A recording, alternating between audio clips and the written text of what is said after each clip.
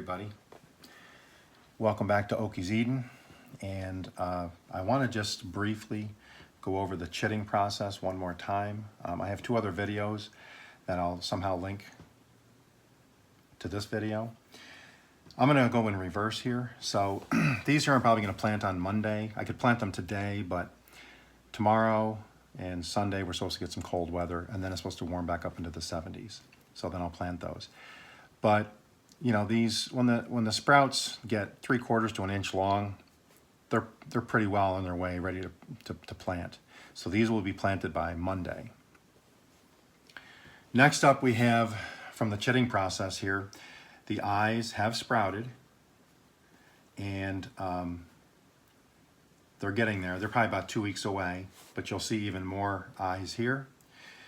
So a potato like this and like this, I can actually split, and I have the video on how to split the potatoes, so you can double your harvest, and then you just got to let it scab over. And I did a video on that. But this one here is going to be a good candidate for splitting because they're far enough apart, and they're fairly large, and it looks healthy. But that's a Yukon Gold, that's a russet, and these are my seed potatoes. These here are also Yukon Gold, non-organic. So, you know, they got a couple on them that are getting close to these, but you can see they're still a little bit behind. But they will get there. And as this one, you can see also, the eyes are all over.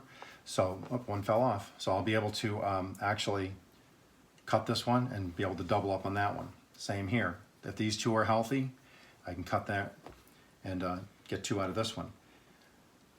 These are the ones I'm interested in. I'm going to plant these inside. These are russets I just got at a big box store. I rinsed them in warm water this morning. Picked a couple out of the bag, and you can already see the eye there. They're very small, but they're there. This one's got them there, and a couple other spots. If these sprout, this bag of potatoes, these potatoes, well, you can see how big it is. I've had potatoes in that batch that were twice this size. So I'm going to try to get this one here to chit and to sprout, because I'd be really interested to see what my yield would be planting this in one, just this in the bag alone, to see what I'd get for yield versus 2 or 3 from another bag. But that is the chitting process update. Some that are starting, some that are underway, some that are close, and then some that are ready to go in the dirt. So with that said, you guys have a great day, and Sassy says goodbye, and we'll catch you in the next video.